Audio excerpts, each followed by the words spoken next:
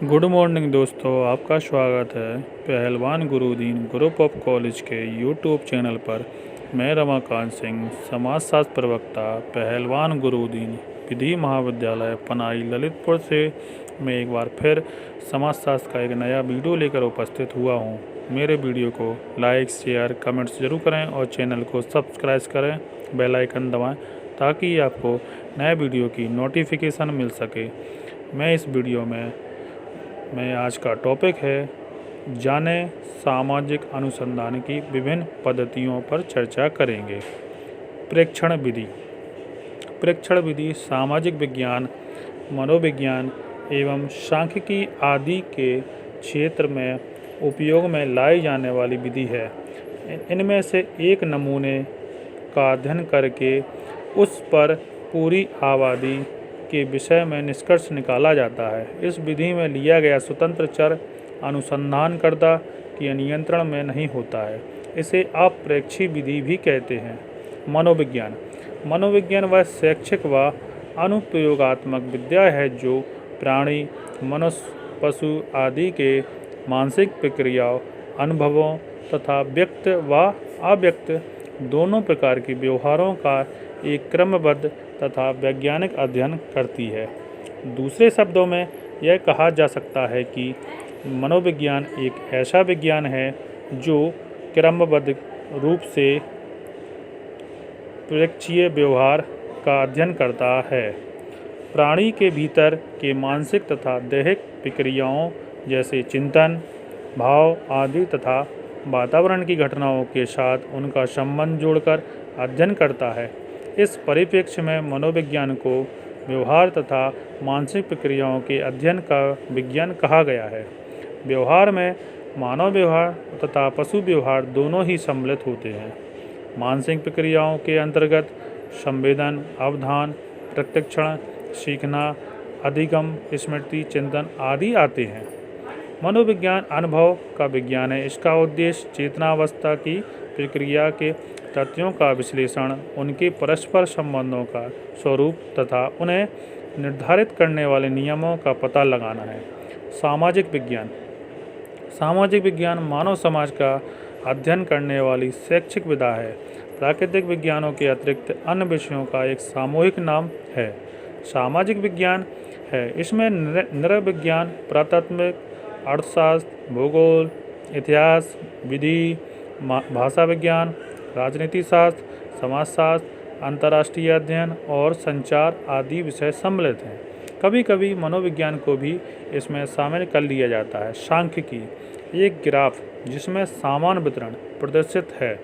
सांख्यिकी गणित की वह शाखा है जिसमें आंकड़ों का संग्रहण, प्रदर्शन, वर्गीकरण और उनके गुणों का आकलन का अध्ययन किया जाता है। सांख्यिकी एक गणितीय विज्ञान है जिसमें किसी वस्तु, अवयव, तंत्र, समुदाय से संबंधित आंकड़ों का संग्रह, विश्लेषण, व्याख्या या स्पष्टीकरण और प्रस्तुति की जाती है।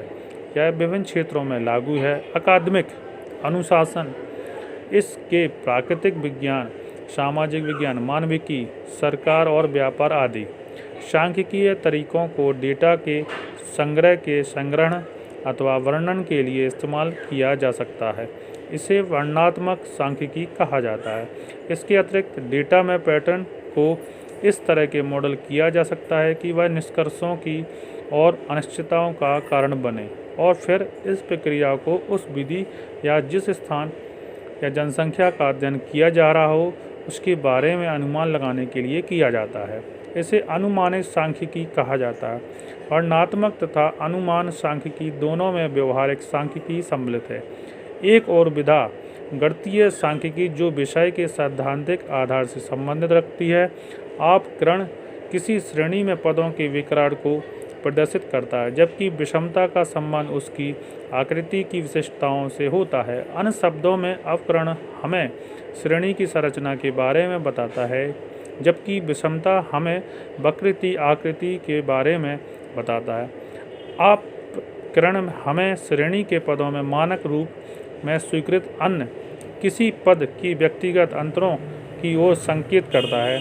विषमता विचलनों की दशा की ओर संकेत करता है। अपकरण द्वितीय श्रेणी के माध्यम पर आधारित है। परीक्षण अप्रेक्षणीय विधियाँ। साक्षरता विधि रेटिंग मापनी व्यक्ति इतिहास आदि। परीक्षण विधि वह विधि है जिसमें एक परीक्षक व्यक्तियों एवं छात्रों की क्रियाओं का ध्यानपूर्वक परीक्षण अवलोकन एक नियंत्रण एवं वास्तविक परिस्थिति में करता है और फिर उनकी क्रियाओं के लेखा-जोखा का विश्लेषण कर उनके व्यक्तित्व के बारे में परिणाम निकालता है। अप्रेक्षित विधियों के दो प्रकार माने जाते हैं, आत्मनिष्ठ और वस्तुनिष्ठ। आत्मनिष्ठ विधियाँ रेटिंग मापनी। रेटिंग मापनी एक ऐसी मापनी है जिसके सहारे व्यक्तित्व के शील गुणों के बारे में लिए गए निर्णय को कुछ श्रेणियों में रिकॉर्ड किया जाता है। और इसका एक खास अर्थ होता है कि परीक्षक व्यक्तियों के शील गुणों के बारे में निर्णय कर अपनी प्रतिक्रिया इन श्रेणियों के माध्यम से व्यक्त करता है। बाद में इन निर्णयों का सांख्यिकीय विश्लेषण कर व्यक्तित्व के बारे में एक निष्कर्ष पर पहुंचा जाता है। गिलफोर्ड ने 1959 में तथा फ्रीमैन ने 1962 में रेटिंग का निर्माण किया। रेटिंग मापनी के गुण। रेटिंग मापनी एक विश्वस्त और दुरुस्त मापनी हो जिसे परीक्षक भली भांति समझाता हो तथा हर श्रेणी की जानकारी हो। जिन गुणों को रेटिंग मापनी के द्वारा मापा जा रहा है उसकी जानकारी परीक्षक को होनी चाहिए। परीक्षक अपने आप को खोखले प्रभाव से दूर रखे, यानी कि पक्षपात या पूर्वाग्रह का प्रभाव न पड़ने दें, वरना रेटिंग की यथार्थ खत्म हो जाती है। साक्षरता विधि। व्यक्तिगत मापन में साक्षरता का प्रयोग सर्वाधिक होता है। साक्षरता में भेंटकर्ता उस व्यक्ति के आमने सामने की परिस्थिति में कुछ वैसे प्रश्नों को पूछकर उनके द्वारा की गई प्रतिक्रियाओं का परीक्षण करता है। इसके आधार पर व्यक्तित्व का आकलन करता है। साक्षरता की शुरुआत अमेरिका में हुई। साक्षरता में आमने सामने होना जरूरी होता है। इसमें प्रश्नों का कोई बंधन नहीं होता तथा कोई निश्चित समय नहीं होता। साक्षात्कार को एक प्रकार का वार्तालाप का रूप माना जाता है। साक्षात्कार के प्रकार। नंबर 1, निर्देशित साक्षात्कार। इस प्रकार के साक्षात्कार में विधि, प्रश्नों की भाषा, प्रकार आदि का पहले से ही निश्चित कर लिए जाते हैं। साक्षात्कार एक सुनियोजित योजना के अनुसार होता है। नंबर 2, अनिर्देशित साक्षात्कार। इस साक्षात्कार को गहन साक्षात्कार, निर्धारणात्मक साक्षात्कार तथा केंद्रित साक्षात्कार के रूप में जाना जाता है। इस साक्षात्कार की प्रवृत्ति लचीली होती है तथा इसमें प्रश्नों की भाषा, विधि, समय पहले से ही निश्चित नहीं किए जाते हैं। इस साक्षात्कार में साक्षात्कारकर्ता मित्रता का वातावरण उत्पन्न करके प्रत्याशी को उन्मुक्त अभिव्यक्ति के लिए प्रोत्साहन देता है। नंबर 3, समाहार साक्षात्कार। यह निर्देशित एवं अनिर्देशित का मिला-जुला रूप है। इसमें ना तो अनिर्देशित साक्षात्कार जैसी स्वतंत्रता रहती है और ना ही निर्देशित जैसा प्रतिबंध भी होता है, अतः यह सर्वश्रेष्ठ व वैध विधि है। आत्मकथा विधि। इस विधि के प्रतिपादक विनिमय बुंट व उनके शिष्य ईवी टीचनर हैं।